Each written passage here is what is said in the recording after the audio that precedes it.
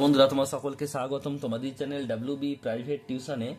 আজকের এই ভিডিওতে আমরা রায়মার্টিন প্রশ্নবিচিত্রা 2025 পঞ্চম শ্রেণীর বাংলা বিষয় হচ্ছে তোমাদের প্রথম ইউনিট টেস্টের জন্য 5 নম্বর স্কুল রয়েছে, এ সম্পূর্ণ উত্তর নিয়ে আলোচনা করব। একের দাগে বলছে জোয়ানরা খবর পেত রেডিওতে, বলছে এটা হচ্ছে কি সাঁওতাল মাস্টার গল্প বলে। বলছে সুবর্ণরেখা জল নাকি এখনো সোনার রেণু পাওয়া যায়। বুনোহাস গল্পে লিখেছেন লীলা মজুমদার। এতুয়া শব্দের অর্থ কি রবিবার। বলছে এতুয়া শব্দের অর্থ রবিবার। হাবুদার সংখ্যা কটি? 3টি। শীতকালের প্রখর কি? প্রত্যুষে। নেক্সট হচ্ছে পরেরটা দেখো, ডুলং নদী আদিবাসী এরা কি বলতো? বলছে দরঙ্গাড়া। বলছে সাঁওতাল ও মুন্ডাদের বিদ্রোহ কি বলা হয়? উলগুলান। বলছে দুই একটা বলছে জোয়ানরা কখন হাঁসটাকে তাঁবুতে এনেছিল? বরফ পড়া আগে। রবীন্দ্রনাথের প্রধান ছুটির দেশ কোথায় ছিল? বাড়ি খোলা ছাদে। বলছে কোন কথা বলে চিৎকার করে গল্পবুড়ো মুখ ব্যথা হয়ে গিয়েছিল?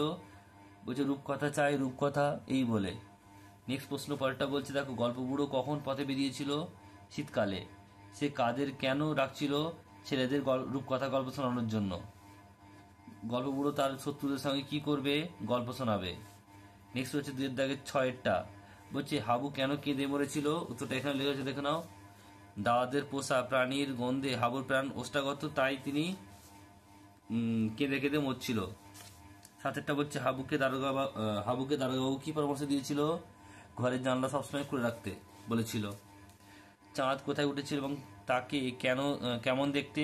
নারকেলের মাথায় ডাবের মতো গোল গোল দেখতে। নেক্সট হচ্ছে পরেরটা 3 দাগের প্রশ্ন দেখা রয়েছে। 3 দাগের 1 বলছে কি বলছে, তাতেই আমরা হেরে গেলাম উক্তিটি কোন গদ্য থেকে নেওয়া হয়েছে? তো মুন্ডা কাহিনী থেকে নেওয়া হয়েছে। আর কারা হেরে গিয়েছিল? আদিবাসীরা হেরে গিয়েছিল। আর তারা কেন হেরে গিয়েছিল? কারণ তারা লেখাপড়া জানতো না, আইন কানুন জানতো না, তাই হেরে গিয়েছিল। নেক্সট প্রশ্ন পরেরটা বলছে দেখো, একদিন একটা বুনো হাঁস দল ছেড়ে নিচে নেমে এলো। বুনো হাঁসটি দল ছেড়ে নিচে নেমে এলো কেন? কারণ তার ডানা জখম হওয়ায়। তার সঙ্গে আর কে নেমে এলো? আরো একটি বুনো হাঁস নেমে এলো। তারপর তারা কোথায় গেল? নিজের বিদেশে ফিরে গেল। নেক্সট হচ্ছে পরেরটা দেখো, 4 দাগে সন্ধি বিচ্ছেদ করো। আশ্চর্য আযুক্ত চার্য, উচ্ছন্ন উদ্যুক্ত ছন্ন, সংবাদ সংযুক্ত বাদ সংবাদ, পরিষ্কার পরিযুক্ত কার পরিষ্কার, আর দিগন্ত দিকযুক্ত অন্ত দিগন্ত। এরপর হচ্ছে দেখো 5 দাগে একটা শব্দ কাকে বলে? উদাহরণ দাও। অর্থ বিশিষ্ট বর্ণকে শব্দ বলে। উদাহরণ হচ্ছে কি? আকাশ, বাগান ইত্যাদি। নেক্সট প্রশ্ন রয়েছে দেখো 5 দাগে 2 ব্যঞ্জন সন্ধি কাকে বলে? ব্যঞ্জনে ব্যঞ্জনে বা ব্যঞ্জনের স্বরে যে মিলন ঘটে তাকেই বলা হয় ব্যঞ্জন সন্ধি।